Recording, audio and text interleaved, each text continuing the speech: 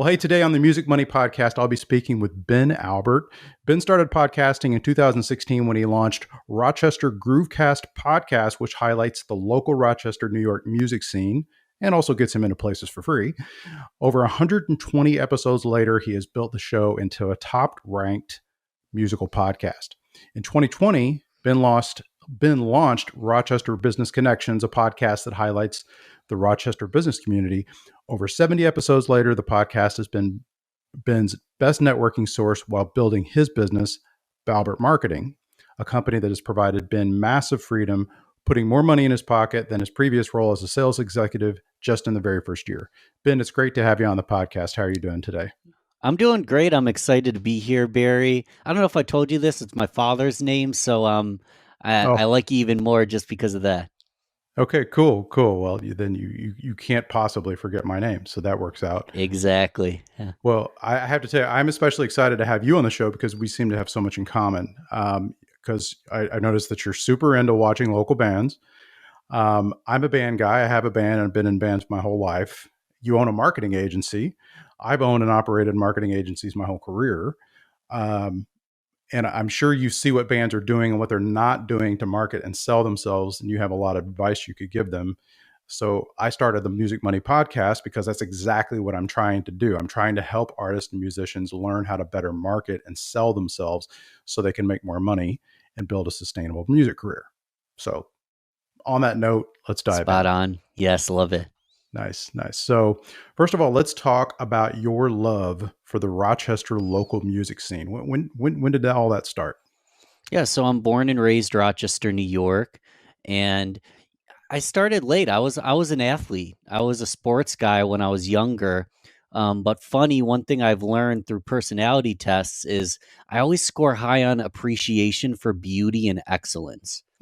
Appreciation for beauty and excellence. So it doesn't matter if it's sports, Olympics, taking a walk in nature, and the very obvious one, music. Yeah. I've always just been a promoter and an advocate and just a massive fan of sports, and then later on music, which came from the fact that I was nerdy and I was dorky and I was the shortest kid in class. So I wasn't really the top tier athlete. And I found, my home in creativity, in music, actually starting with the Weird Al concert when I was really young. Nice. That's where I got my start. But then it was the typical journey of just going to live shows locally and then suddenly traveling to see a band. And then you start to engage in the scene more and become part of it. Really just an ordinary guy, nothing surprising there. Yeah. Well, I'm sorry. It just reminds me of this hilarious meme. You've probably seen it. It's like this heavy metal band. And then there's one guy standing like super close to them in front of the stage, and that's it. And the caption says, "We want to thank Anthony for coming out tonight," or something like that. I love it. Were you that guy?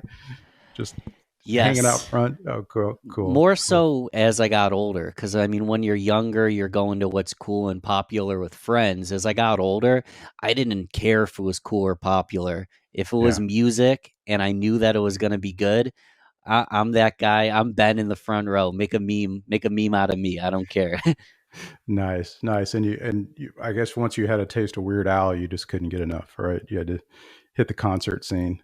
I've never seen him in concert. He's still out there doing it, and I think he does really well. I've heard he's pretty great. Puts on a great show. Yeah, he'll put both his legs over his head and weird stunts. That's a great example about it being less about, we're pretentious musicians that are going to do everything perfectly. It's more like music's fun. I'm going to take songs you already know and make a joke out of them, Yeah. He's definitely unique in his genre.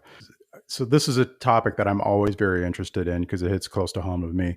So are the bands in your area usually playing all covers, originals, or a mix of both? What do you see out there? There's a little bit of everything. Okay. It's hard to compare it to every city in the world because I feel like the best music cities do have a little bit of everything. But it's funny because I'm sure you've seen this in the music business. Sometimes the band that can play a cover really, really well, they're the one that gets booked for the larger events and often gets paid better. So there are I a do. lot of bands, and I have friends that are actually in solo projects, but also cover bands, because the cover band more pays the bills and the solo project's more like their passion project. Yeah. But it's mind blowing because we have bluegrass music, we have progressive metal, we have a lot of rappers, like an underground rap scene like crazy. But Interesting. then we have jazz, and we have the Eastman School of Music and a ton of great colleges where there's so much original music out of lots of genres coming from Rochester. And that's where I get a little upset sometimes, because it is the cover bands that Yeah. actually drive the most traffic for, good reason. They're playing songs that everybody loves, Yeah. and they can get people dancing and sell tickets. So I mean, you can't complain, but there's definitely a little bit of everything. Yeah. I mean, my band, and if you're unfamiliar, it's a 8-piece funk band with a 3-piece horn section. And, and so we started as a cover band, had no intention of playing originals. And then I always tell people, and this is a true story, that I felt like we had covered all the well-known funk and soul stuff that, people would know. And we every now and then we try to play a little bit more obscure funk tune and whatever, and the dance floor would clear, and and then we'd play something, September by Earth, Wind and Fire or something like that, and they'd all come back on the dance floor. And I was like, to break it down to the ridiculous, I was like, if I'm going to play songs that clear the dance floor, it might as well be my own, And so I started Sure. writing originals, and it just, so it wasn't. I mean, I'm half joking about that, but it really was the truth, and I still maintain that to this day. And that, because every time somebody in the band was like, "Why don't we play, fill in the blank with some obscure funk song?" It's like, look, dude, I love that song too, but if we're going to play something that people don't know, it might as well be our own song. At least that way, we have a chance of maybe selling some CDs or some merch and that kind of thing.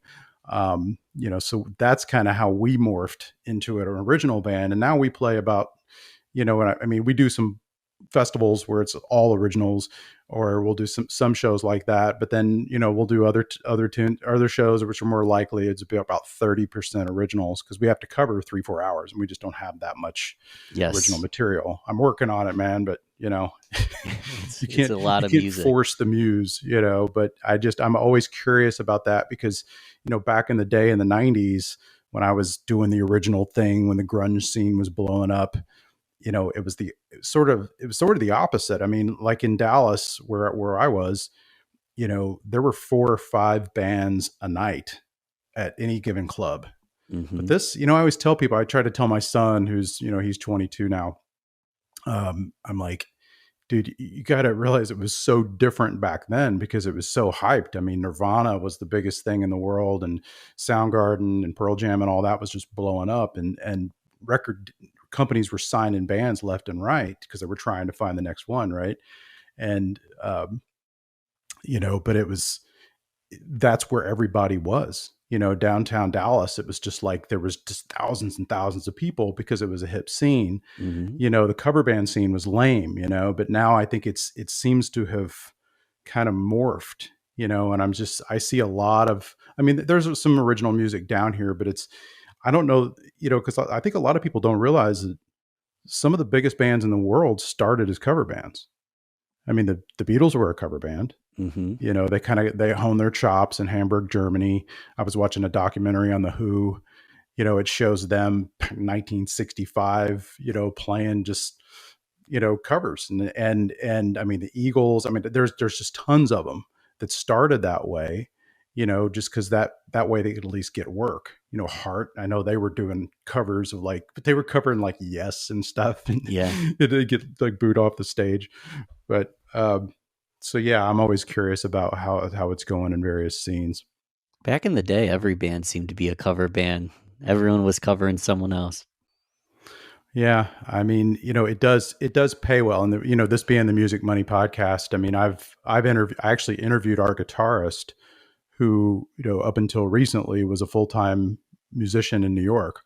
His band on average would get paid $15,000 to play a corporate event, or like he did a lot of bar mitzvahs and stuff like that. And I mean, it confounds the mind that these guys could get paid this much. But Hmm. he's like, well, it's New York, dude. It's a lot different than Florida, where we are now. But he's made his entire career, 30 years, playing those types of gigs. And this is actually one of the first original, projects that he's been a part of. So, there's lots of money to be made in that thing, but it's like, it's a tricky dance that you have to go between the two of them.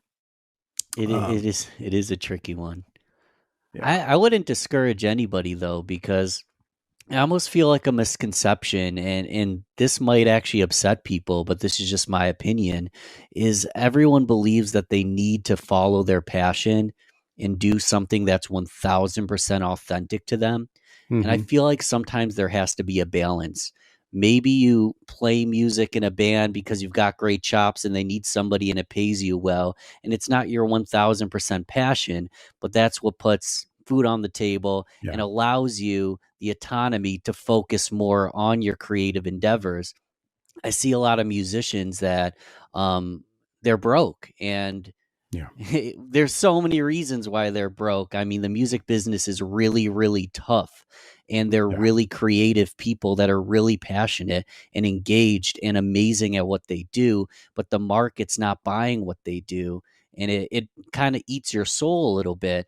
But if Yeah. I'm getting paid $15,000 a gig as a musician, I mean, I don't know how many members are in the band, but that's a great paycheck. And I would take that money and I would funnel that into my solo project and funnel it into things that maybe I am a little bit more passionate about.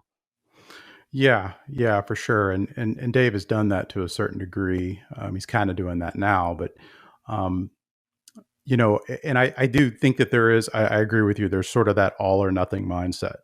Like if you're playing a cover band, or God forbid you play in a band that plays weddings, something Sure. like that you're selling your soul. And um, now what I have seen, there's another band that I'm thinking of that will remain nameless, but they pretty much do all weddings. I think the guy, does it as a career, but then when he tries to have the same band come out and do mostly originals, and but they're busy every weekend doing the wedding thing pretty much, especially in snowbird season in Florida. That's when everybody gets booked. Yes. And so when they come out and do the originals thing, people have no idea who they are. And it's a frustrating, because he's a great songwriter, and it's frustrating because he doesn't draw a crowd. And so I tend to get, if ever the advice is ever asked of me, I tend to get real with musicians. I'm like, dude, this is business, and you can't expect these club owners, or especially like theaters or whatever, to want to book your act, or even festival promoters, if you don't have a following, you don't have a draw.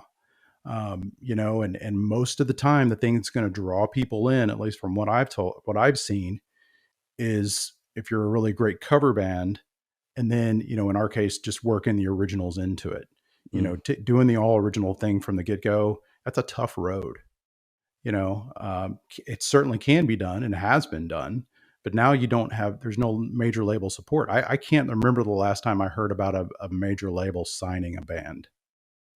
Can you think of any recent? You could prove me wrong, but it seems like it happens so rarely. Sure. You know. Yeah. Um, so with the all original bands in your area, I mean, are they touring acts? If so, I mean, how long are they going out? Well, there's a little bit of everything. We're lucky here because Eastman School of Music's one of the most prestigious music schools in the country, Mm, and it's Rochester, New York's very liberal arts. It's very creative. It's very diverse. Where again, I mean, we've got music coming out of the Finger Lakes, which is traditional bluegrass and jamgrass that oh, sounds like nice. it's coming out of the middle of nowhere, but it's coming out of the Northeast. And we've got jam bands such as Aqueous, as an example, out of Buffalo, New York, that is now touring all the major jam festivals and Cool. sitting in with the big shots. And it's funny because a lot of these bands aren't nationally renowned, but they tour the region and they tour the West Coast sometimes and make a good living being that, B-list level, but Hmm. with a massive following of people that, again, they sell tickets, all original music, people come attend the events. Yeah. Pickle Mafia, a friend of mine band. They're right out of here in Rochester, New York. Just played the New York State Fair. I'm drawing a blank, but Miley Cyrus's sister was supposed to play. I forget her Okay. name. And randomly they replaced this, young pop star with this like jazz fusion band, which was super cool for them. But they got their gig through just touring and networking and playing the circuit around the Northeast. So there's a lot of bands doing that. The question is, how do you get that national recognition where you're a Yeah. household name? I don't know if I have an answer for that one other than sometimes getting lucky. Yeah, I don't know. I think the household name, it's an interesting you use that terminology, although it's nowhere near as interesting as the term jamgrass. I've never heard that before. Oh, really? Yeah. I Yeah. mean, maybe I'm just stuck in the funk world. I love bluegrass. I'm assuming Yes. it's, or I should say, I love bluegrass. I'm impressed with it when I hear it because it's usually like these blazing hot players, just kind of Yes. trading riffs. Is that kind of what it's like? Yeah, so bluegrass is known for blazing hot picking, but it's Yeah. very singer-songwriter structured. The Hmm. term jamgrass is maybe bringing in some electrical elements, maybe some psychedelic sounds or reverb, maybe a funk jam, but bluegrass instrumentation. And it's really taking that like Grateful Dead or Fish jam band aesthetic.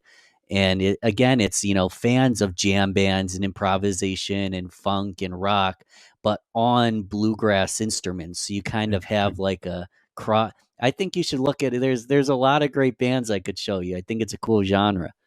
Yeah, I mean, because if you appreciate great musicianship, Hmm.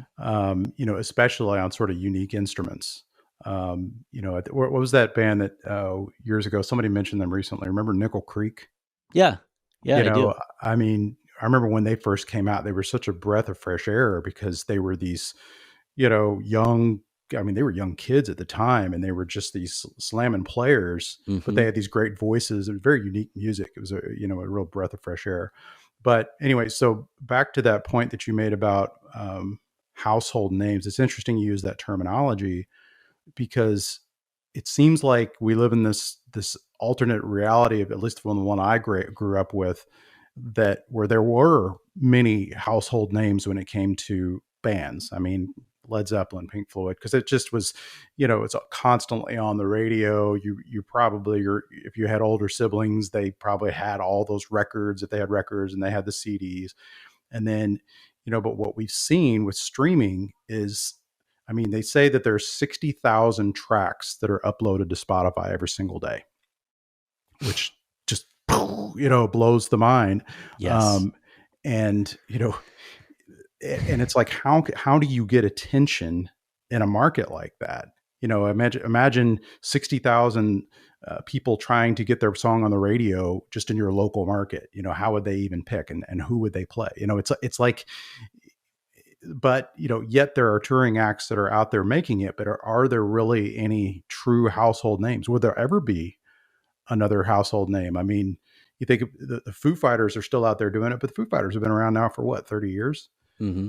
I mean, they're a household name that's a current rock band. But I think you 21 could say Pilots maybe one that was. anyone under the age of 20 doesn't know Foo Fighters or 21 Pilots though. It's like they're not even a household name anymore because it's hard to cross all age groups and all Yeah, genres and have everybody know like the Beatles as an example. If you don't know the Beatles, that's ridiculous. But yeah, I could yeah. see a 19-year-old not knowing 21 Pilots, you know? Yeah.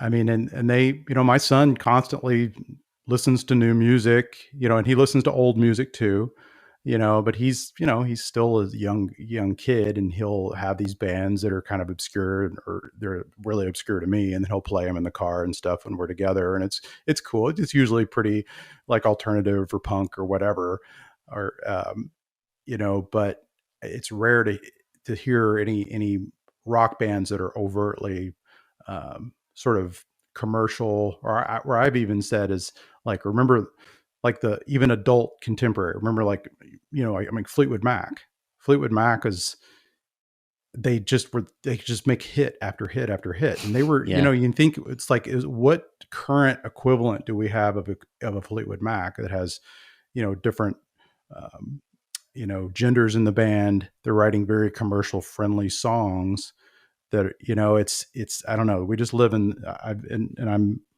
I think I'm a little older than you, but it seems like I've seen just an incredible change in the music industry in the last 20 years that I never would have seen coming. So back to to the musicians that are in your market. I mean, you seem to be friends with them. So I'm always curious to, like, what are they doing when they get off tour? I mean, these guys, are they working day jobs? Are they just playing local gigs? Do you know? I mean, how do they survive? I mean, as you know, it's all circumstantial. There's a little bit of everything. I've got multiple buddies that play in 4 or 5 bands.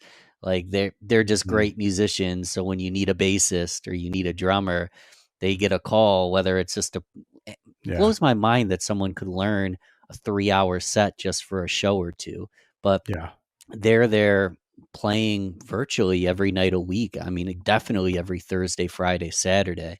nice. And then there's the people that give you a random example, a local band. They're kind of in that jamgrass genre. They're called the Honey Smugglers, and they've got such a just beautiful local following, like the most supportive fans ever. Everybody at you kind of feel you're the odd one out the first time you see them live because Mm, everyone in the audience knows all the songs. They all know each other. nice. They're all singing along. But this is a band that has no more than a few thousand likes on Facebook, but they've grasped the local market and built a niche and just a community around them. But these are guys also that aren't playing 3 times a week. They have full-time day jobs. They have a lot of other things going on. So again, every time they play is an occasion rather than a band that is gigging out all the time. And these guys all have full-time jobs, and that almost serves their benefit in a sense because again, every time they play, it's like we need to rally the troops because they haven't played in 4 to 6 months. So Oh, there's wow. definitely a little bit of both going on. So do they play other areas, or they literally just play every 4 to 6 months, just locally?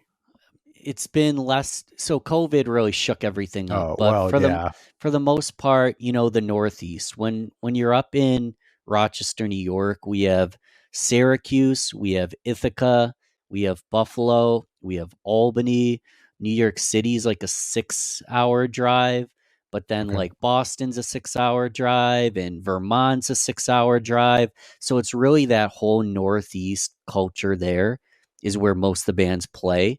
It's once you branch off west or you branch lower south of New York City that it's Hmm. pretty uncommon that people around here play those unless they're more established and going on those longer tours. I see. I see. Because we've done sort of that again, sort of by accident. Well, no, Okay. no, I can say by accident. I mean, because we're from Sarasota, Florida, and unfortunately, I've really seen the Sarasota venue market kind of really go.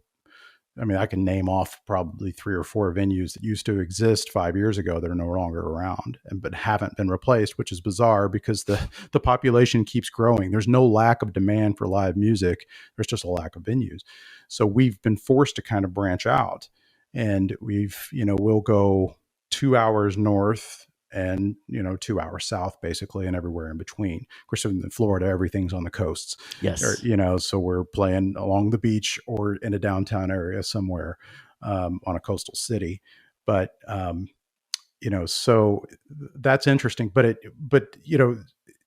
definitely, it's a supply and demand issue. So it sounds like these guys are playing it smart. So they may be playing pretty often. They're just not playing any one market that often. Right. Sounds, yeah, yeah, and Yes. that's but yet there's some bands that, like, especially cover bands that I see, they don't really necessarily feel the need to do that. Or like, look, if we're playing a show and there's 100 people there and we get paid, they'll play the same market. I mean, I have friends that do that. They're like these. Of course, it's a little different here in Florida because of the beaches. You have tourists, that. So I have these guys that play down in the beach area. So they're probably playing for a different set of faces every single day, and they'll play 4 or 5 times a week in the same, literally within the same block. Wow. at different venues. Yeah. Yeah, and it's like, but they they get decent tips and all that because tourists have a tendency to drink and like, oh, I Hmm. love that song, and they'll tip you $20 or something. So it's interesting how the markets are all different. Um, Yeah, if you're in a tourist area, I mean, when I'm in Nashville, certain bands have residencies and they're ultimately playing the same venue multiple times a week. And then yeah, other bands, I was in Nashville 6 days recently. I saw the same band. I didn't watch them, but through the window, I saw them playing at three separate venues, all within like a block. I mean, like 10 wow, venues from each other, but they're just hopping around. And since it's cover music, everyone's a yeah, tourist. No one's ever seen them before anyways. So it's as long as it's new to the audience, you go to yeah, something like I mean, Rochester is an example, but a lot of the Northeast in general, other than the big cities like a New York City, I mean, people aren't really visiting Rochester, New York on a long right, vacation, you know. yeah, exactly, Everyone in the area knows the music, and so there's a need for authenticity, and there's a need for bands to play original music, or else it just quickly gets stale. That's just my opinion, though. There's a yeah. complete segment of people that would totally disagree with me. It's just that these bands again have to travel around. You can't just be playing the same venue with the same songs regularly, or people pick up on that pretty quickly. Yeah, yeah, that's one added benefit of traveling around is that, I mean, because we're always working on originals. We don't really focus that much on picking up new covers because there's not a lot of new stuff to pick up. But since we do spread I could ourselves I could around, give I could give you some new stuff to pick up.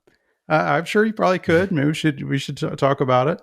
But again, the new stuff I'd recommend probably would be that situation where people don't know it that well, so you might as well Yeah, play the original. So it goes back to that. yeah, yeah.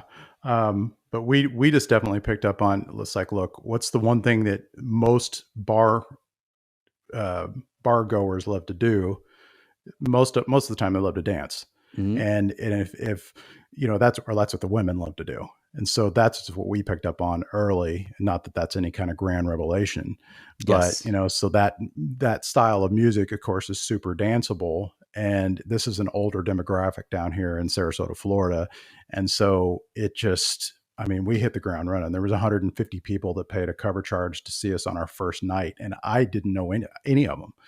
I was just as Well, shocked as anybody else, love it. and it's hasn't really slowed down since because this style of music is just very popular to dance to, and and as long as the bar is doing well, the club owner's happy, Hmm. they're gonna continue to pay you more, and then of course you get booked for private events and stuff. We are seeing that starting to pick up again, thank God, because that can also really help paying the bills for sure because the clubs just don't pay that much. Okay.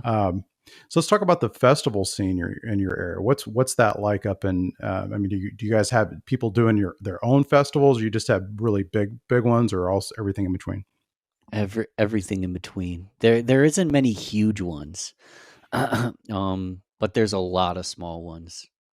It's one of those things where any weekend, and when we're getting into the everything in between or the smaller, I mean, any weekend there's two or three. It's Oh wow. within 2 hours of me. Because one thing that's interesting is, Rochester is a small city, but a lot of people just hear New York and Mm-hmm. just have that image of New York City.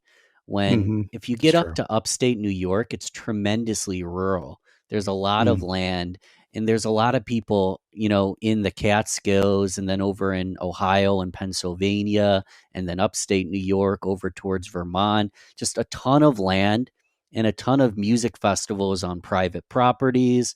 Some of the festivals are 200 people, some are 2,000, but not many of those 10, 50, $100,000 festival dollars, but capacity festivals. Um, but a lot of small ones. I mean, I could say it a million times. The music and culture is just really abundant here. yeah. And there's that starter mindset where I have friends that throw music festivals in their backyard on a Nice. 20-acre property. It's not a ton of space, but you can set up a stage, hand built stage, have people camp, put up a couple porta potties, tell the health department you have a music festival. And I love supporting those small ones because you get to know everybody. And the music's quite good as well. You don't have to go to a major festival to get incredible music. You just got to know the right people and listen to your local bands. Yeah, yeah. Well, that's interesting. It sounds like our cultures are very different. So let's talk about your podcast, the Rochester Groovecast. Why did you start that? So 2016, and the best explanation I have is I was just a massive music fan. I was going out minimum 3, sometimes 5, 6, 7 nights a week. Like, this was, like, just after college, didn't relax with the amount of energy and partying I wanted to do and music, and it occurred to me one day that, okay, so I'm buying the ticket, I'm spending money at the bar, I'm a body dancing, and honestly, a warm body is always something. The more people in the audience, the better. But what am I contributing? It was my Yeah. big question. What am I contributing here other than, capitalism? I have money, I'm going to spend money, bring me in. I wasn't adding anything to the scene. And Mm, that's where the idea of the podcast came into play because I've always been I've always loved music, but I've always been a adequate musician and I was always the one watching or behind the scenes, never the one on stage. So I mm, was like, let's start this podcast and just ask questions and highlight the local music scene and give a voice to these local musicians and start building that local community, that local brand. I talk about the Honey Smugglers before. They've got such a great local community of supporters that know each other, love them, know all the songs. Let's give them a microphone so we can dive a little bit deeper into the story behind their lyrics, into the story behind their lives, into the story behind naming the band. And so it really was just me, one, being tremendously curious, and two, kind of shaming myself that I didn't think that I was mm. contributing much, but I loved podcasts and there wasn't any music podcasts at all that I knew. There still is like virtually none in the area. So I was Yeah. like, let's start one. Let's be the first. I'm not even the best at it, but I'm the one doing it. So Yeah. something's better than nothing. So I guess I'm the guy. I'm the guy, Barry, Yeah, yeah, yeah. You're the one. You took it on. So let's talk about successful bands. I mean, at least in your mind, and so maybe some of the ones that you've talked to. I mean, what do you consider a successful band, and what have you seen any um, traits that they have in common as to how they've achieved that success? So this is a complicated one, and not to get too like meta on it, but we'd have to first define success. Hmm. And I think it's band to band and person to person based on your goals and your expectation.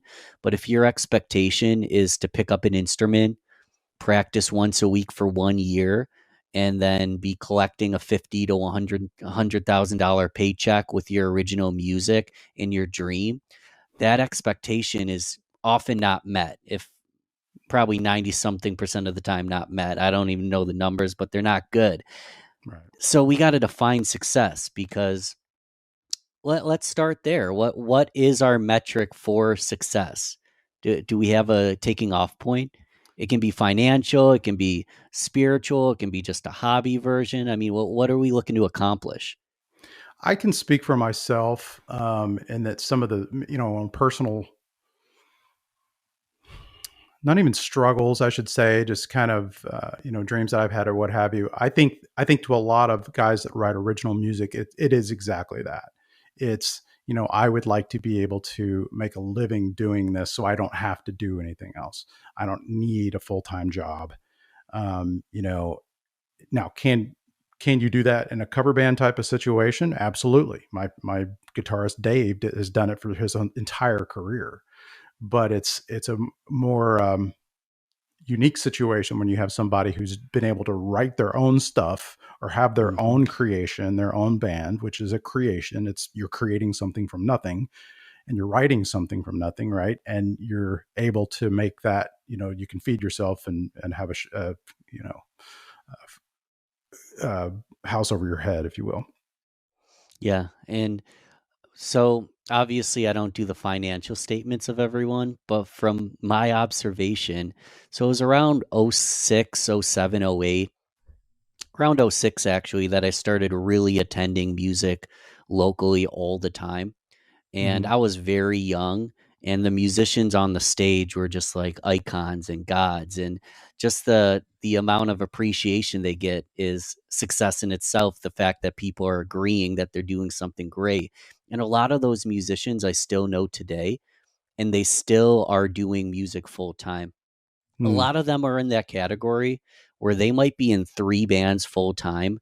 They might fill in all the time. I mean, they're working on 3, 4, 5, 6 projects all at the same time.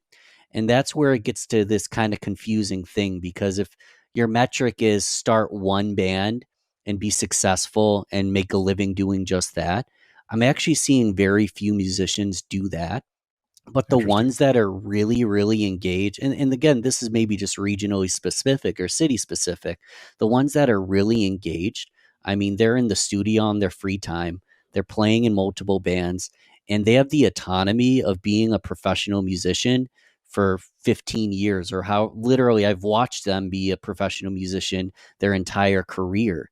And my intuition is they're not rich, but they have autonomy in their life. They have creativity in their life. They have a social support group. They get to be breaking barriers in terms of their creativity and their understanding of how to play music.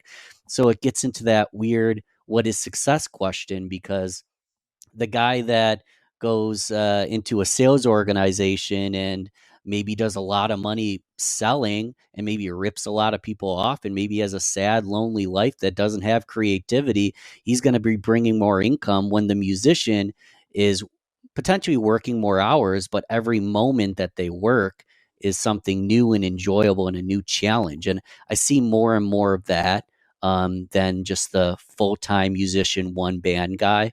I see more and more of these like chameleons of musicians just Hmm. mastering their craft. And the fact that they can do music full time and spend their free time in the studio creating something like completely new. So always continue to level up. I think they Okay. would tell you, I don't even know if they've looked this deeply into it, but I think they would tell you that that's success in itself, Yeah. regardless of the amount of money in their pocket at the end of the day. Yeah. Well, I think it's funny when you're describing that. I have these guys in my mind Okay. that I know that kind of fit that description. It's not the path that I have chosen, but I know that I can. There, the animal that you're describing, I know does exist. Definitely in this market, and it sounds like maybe even quite a bit more in your market. Um, which that's good because that's inspiring. And for those, because I want, I'm hoping that there will be some people listening to this who they just don't, maybe there's young people, they just don't know how, they don't know how they can make a career in music. And what you just described is one way of doing it. What I described may be a much more difficult way of doing it. I've just been a one band guy, for Hmm. most, I get involved in one thing. But I also have a day gig, and I've always had a day gig.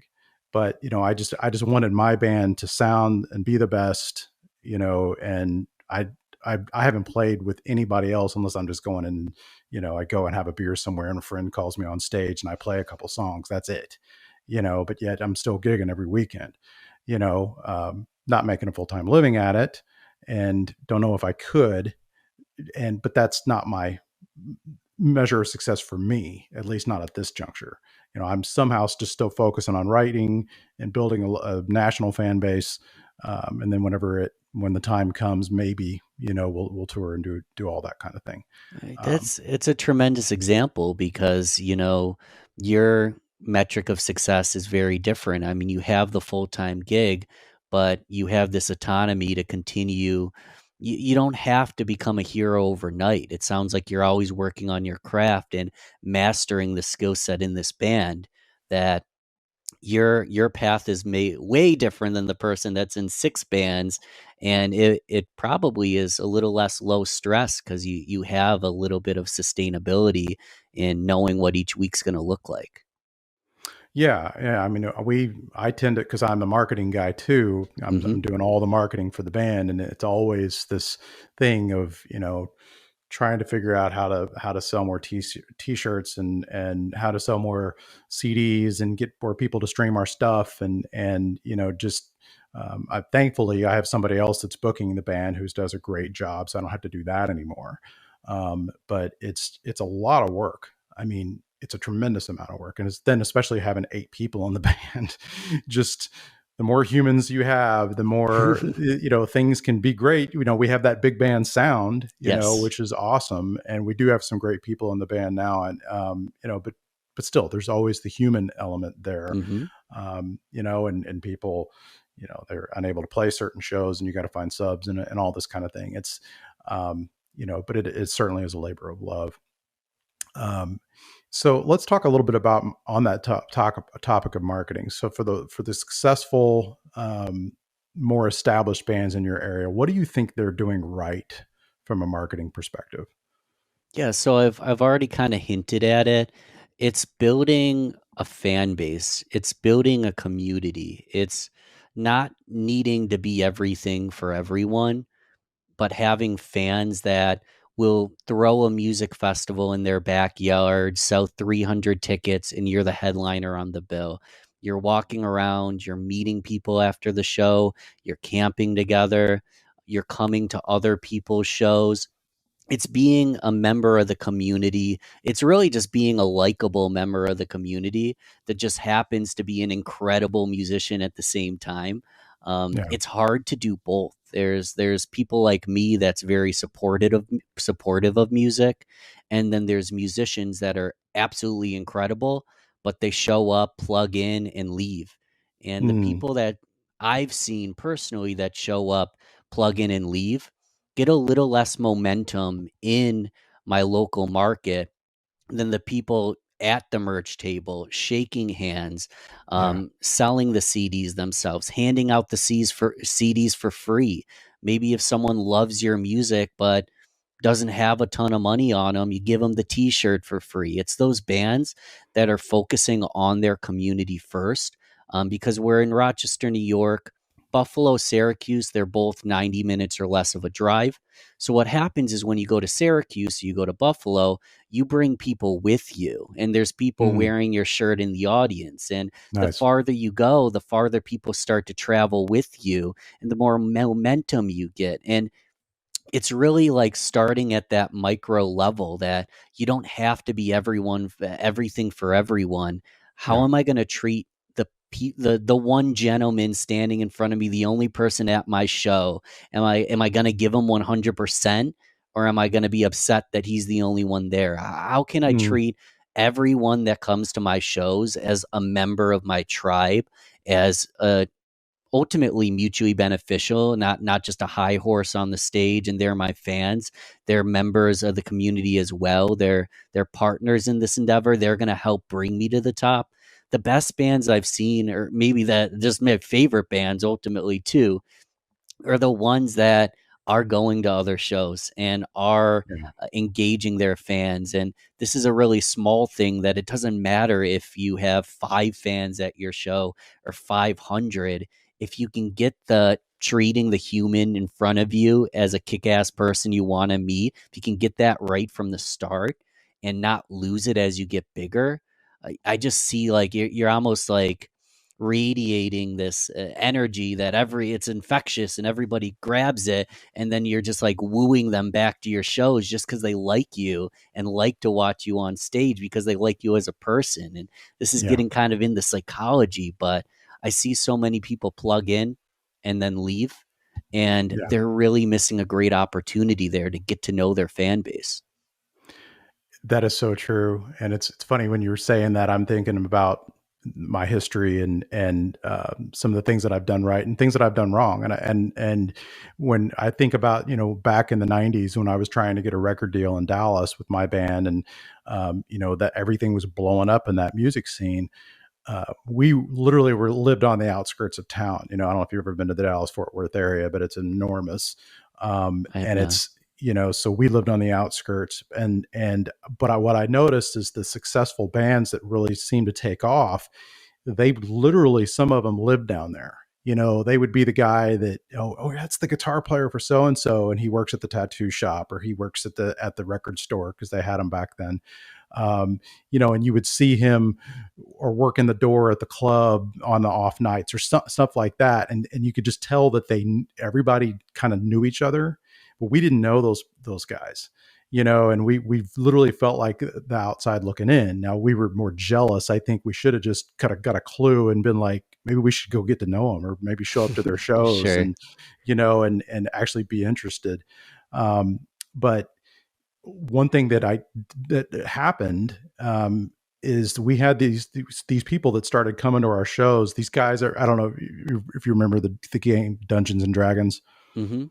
I Um, don't play it, but I know a lot yeah, about it. Yeah. these guys were real into this like D&D kind of stuff, and they were like literally guys that had like fake sword fights out in, in parks and stuff. Yeah. And they Larking. just got real turned on to our music, and they started showing up, about this group of like 10 guys. And then, and so we got to know them, and then we noticed every show we did, it got to be 15, 20, 25. And it was, Mm. and then we'd have like parties, and we'd invite those guys to come over. This is before the internet. This is all that stuff, and it got to be a scene, and it, and then if they didn't show up, we thought something was really wrong. I mean, so you're 100% right in that, if you build that scene and you get out there and you be, because to us, or to them, especially like our lead singer, we had this really cute female singer, that she was like a goddess to them, and Hmm. and just, but she would come down and she was super friendly, and um, so you're right. I mean, the fans love that type of interaction, and they'll go to the wall for you if you give them that attention. And I Um, want to add one thing, Barry, because I feel like I missed it. And in like the lead singer, she's a great example. There's a lot of people that might be listening and they're like, well, I'm not super social and this is overwhelming just to mm, think about it. And again, everyone in the band doesn't have to be everything for everyone. This is a tough position if everyone in your band is very introverted and quiet and is kind of getting anxiety thinking about it.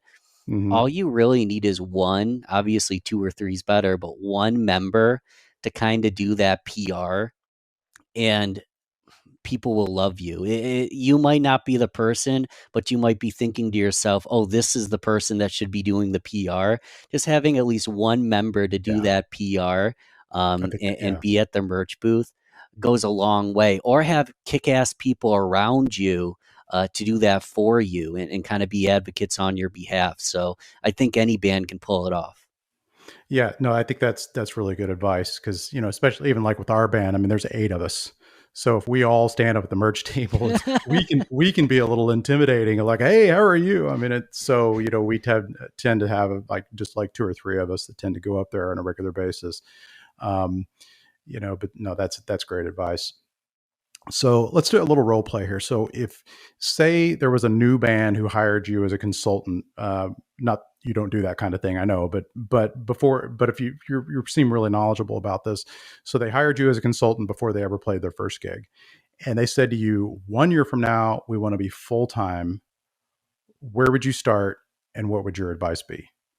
Okay. I'm So putting you this on is the spot coming here. it's coming from a little bit of a different place because I network and ultimately are involved with a lot of financial advisors, insurance agents, real estate agents, a lot of people that work for a company, but at the end of the day, they're their own boss. If you're an agent, you need to get the listing, you need to sell the listing. If you're a financial advisor, you need to find the clients, and you need to educate them and bring them on board and keep them as a client for life. So it's a little different than music, but my thought is each individual member needs to start seeing themselves as an entrepreneur, seeing themselves as a brand themselves.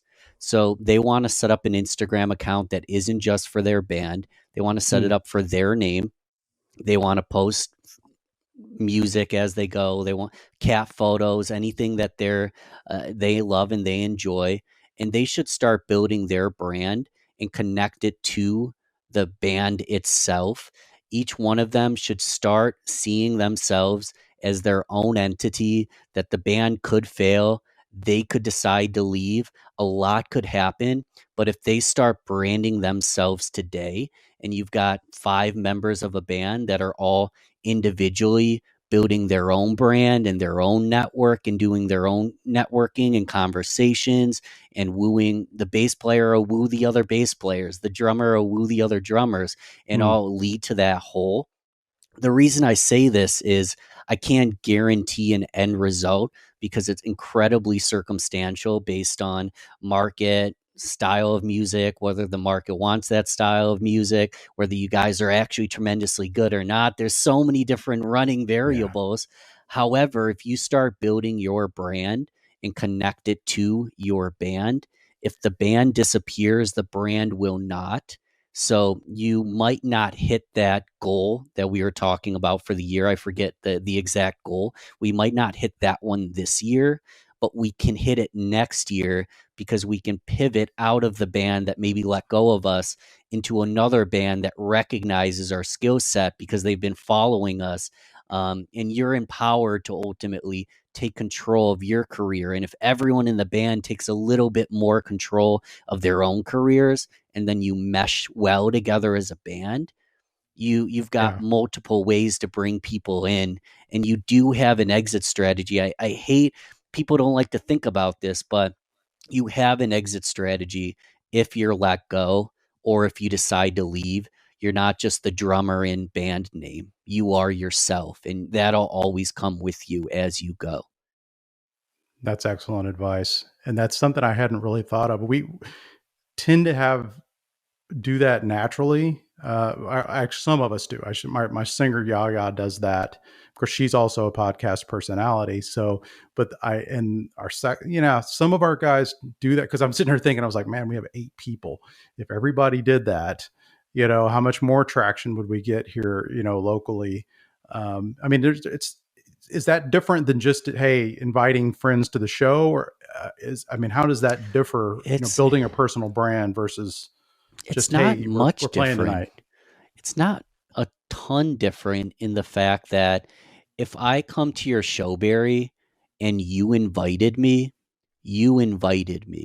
If another Hmm. bandmate is the one that cast the invite, then they kind of get credit for the invite, or I might show up on my own. But just that, hey, I'd love for you to come to my show, or hey, send me send me a download of your track when talking to another band. Send me a download of your track as soon as it comes out. Just being a kind person is branding itself. Just being the person that extends the invite. You don't want to be spammy.